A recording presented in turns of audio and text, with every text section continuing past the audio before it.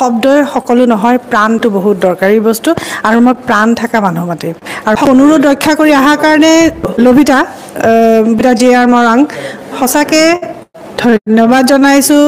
আৰু লবিতা বাইদেৱে আমাক ধুনীয়াকৈ বাঁহীত সুৰ দি, অকল সুৰ দিয়াই নহয়, বহুতে বাঁহী বজায় নামি গুচি যায়, বাট এটা লয়, এটা সুৰ, যিটো আমাৰ কবিতাৰ ছন্দ, এই বস্তুবিলাক নহ'লে আমাৰ কবিতা নহয়। আৰু এই বস্তুবিলাক তেওঁ আমাৰ আজি মঞ্চত উঠি বাঁহীটো বজাই আমাৰ মনবিলাকক জগাই দিছে। এই অনুষ্ঠানৰ পিছত আমি চবেই আকৌ বেছিকৈ লিখিবলৈ, বেছি ধুনীয়াকৈ লিখিবলৈ, মনবিলাক আমি চিন্তা কৰিবলৈ, নতুন নতুন ধৰণে চিন্তা কৰিবলৈ আমি বহুত সুবিধা পাম।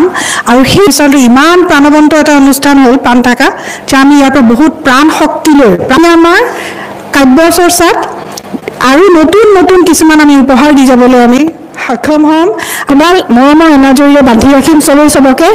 লবিতা বাইদেউ এটা বহুত ডাঙৰ কথা ক'লে, যেতিয়া য'ত কবিতা থাকে তাতে মানুহক মাৰ্ডাৰ কৰা, কাটা, মাৰা, চিঙা এইবিলাক বস্তু আহিব নোৱাৰে। আমাৰ যদি সমাজখনত কবিতাটো যদি এনেকৈ স্প্ৰেড হৈ যায়, কবিতাই কবিতা, যেতিয়া চবৰে মনবিলাক এটা কাব্যিক অনুভূতি থাকিব, তেতিয়া কোনেও কাকো মাৰিব নোৱাৰিব।